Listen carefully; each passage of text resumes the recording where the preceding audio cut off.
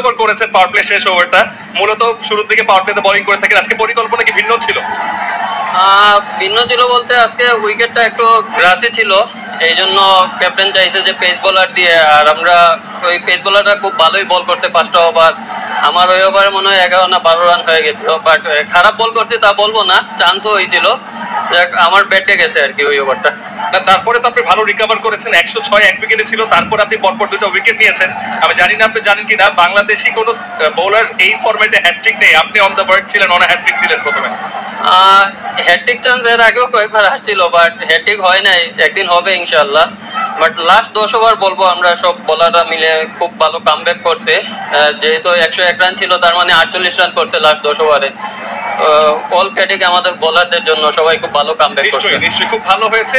Surface wise 150 যে টার্গেটে আপনারা সীমিত করতে পেরেছেন, নিশ্চয়ই সেটা নিয়ে দল হিসেবে বাংলাদেশ খুশি। আমরা আসলে খুশি, মানে 149 আটকাইতে পারছে, যেভাবে ব্যাটিং শুরু হয়েছিল এটা 200 মানে হওয়ার কথা ছিল আর কি। তা আলহামদুলিল্লাহ বোলারটা খুব ভালো কামব্যাক করছে, আলহামদুলিল্লাহ। আপনাকে শুভেচ্ছা এবং শুভকামনা।